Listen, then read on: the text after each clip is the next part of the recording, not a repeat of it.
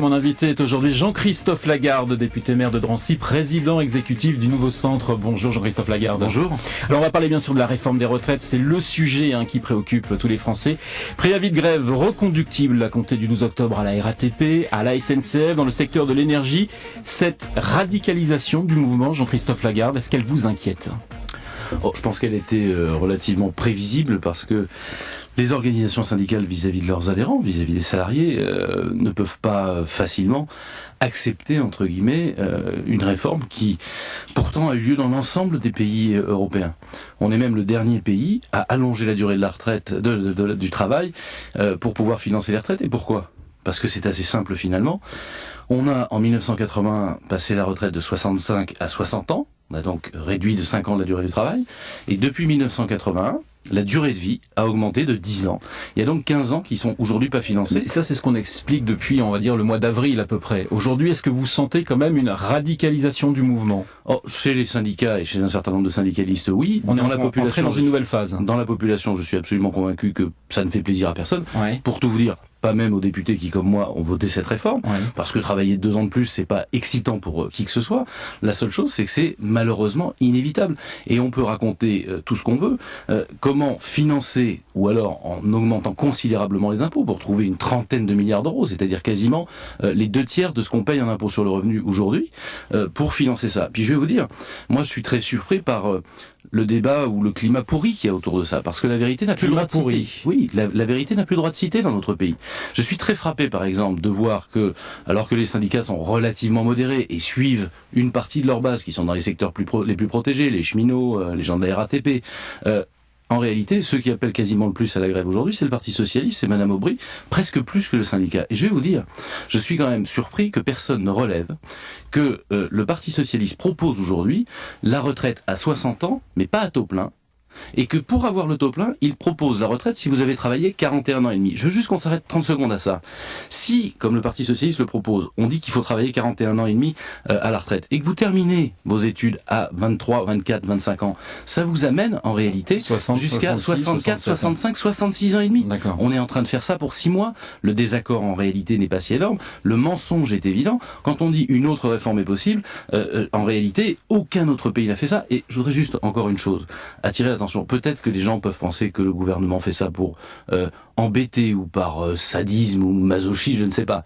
Mais la réalité, monsieur, c'est que le gouvernement français, il n'est pas plus idiot que tous les autres gouvernements européens. Si tous les autres l'ont fait, c'est parce que c'est une donnée démographique qu'on doit prendre en compte. On ne peut pas avoir 20 ans d'études et 40 ans de retraite sur une vie qui va durer 80 ans. Alors, pour ce qui concerne Bernard Thibault, il me fait penser, et je comprends sa position très difficile, mais il a bien conscience qu'il y a un problème de financement des retraites. Ouais. Et il me fait penser à la classe politique et aux syndicats en Grèce, qui il y a quelques années disaient, nous, on veut surtout pas toucher. Vous savez que la retraite, c'était même 57 ans là-bas. Le résultat des courses, c'est qu'ils ont allongé de 7 à 10 ans d'un coup. Pas de 2 ans, de 7 à 10 ans d'un coup, la durée du travail. Pourquoi ? Parce qu'ils se sont retrouvés au bord de la banqueroute. Donc vous dites que la CGT est irresponsable aujourd'hui ? Je dis simplement, non pas du tout, je suis en train de dire que quand ils tiennent une position, ils ont un rôle à jouer. Simplement, le résultat de cette position, en Grèce, a conduit la Grèce au bord de la banqueroute. Faire une grève générale de plusieurs jours, perdre son salaire pour se retrouver dans quelques mois ou quelques années au bord de la banqueroute et devoir travailler 10 ans de plus au lieu de 2 ans de plus, non merci. Alors, on parlait... Et Madame Royal, si vous me le permettez. Le référendum. Je souhaiterais qu'elle redevienne sérieuse dans la vie politique. Je comprends qu'elle ait besoin de se faire valoir auprès de ses amis ou adversaires socialistes. Mais franchement, il y a une semaine, Madame Royal déclarait dans Le Parisien que si on parlait de risque d'attentat en France, c'était juste pour empêcher les grèves et les manifestations. Les services secrets des États-Unis, les services secrets britanniques ont montré que nous étions sous une menace forte d'attentat. Et Madame Royal, qui fait de la politique politicienne avec ce genre de choses, ferait mieux de se taire.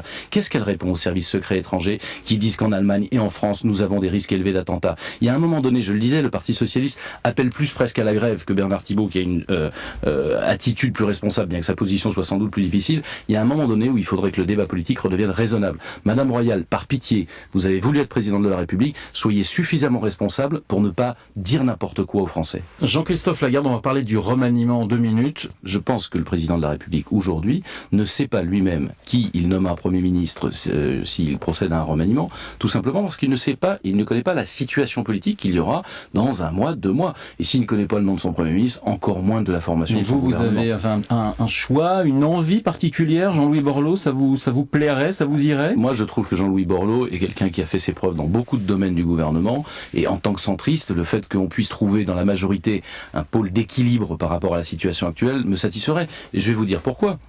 Vous disiez au Sénat, nous sommes en situation d'arbitre, pas à l'Assemblée. Et je pense que c'est un déséquilibre de la majorité, le déséquilibre du fait qu'un seul parti ait la majorité absolue, ça empêche le dialogue, et du coup, il y a eu des mesures qui n'étaient pas correctes, ou que nous avons dénoncées et combattues, comme le bouclier fiscal, dont on aurait pu se passer, et qui va pouvoir être remis à plat dans le cadre d'une grande réforme fiscale. Il y a eu des mesures sur lesquelles nous avons alerté, notamment dans le cadre du déficit budgétaire, depuis des années, où on disait c'est déraisonnable. Vous vous souvenez que nous nous sommes battus pour que dans la Constitution, on inscrive ce qu'on appelle la règle d'or budgétaire, c'est-à-dire de ne pas dépenser plus d'argent qu'on ne gagne, sauf cas de crise grave comme on en a connu en 2008. Parce qu'aujourd'hui, la France, et les Français enfin commencent à entendre ça, nous avons quasiment 1500 milliards d'euros de dette, que le budget de la dette est le premier budget de l'État avant l'éducation nationale. Nous dénonçons ça depuis des années, maintenant on y est arrivé. C'est pas sans lien avec les retraites. Dépenser plus qu'on ne gagne, moins travailler quand on est en réalité déjà en déficit, c'est pas possible. Je veux juste terminer par là. L'an prochain, je le disais, le premier budget, ce sera le budget de la dette, et c'est pas le fait de ce gouvernement, c'est pas les 200 milliards qui viennent d'être creusés pendant la crise qui pose problème, c'est les 1300 milliards qu'on a collectés pendant 25 ans par irresponsabilité budgétaire.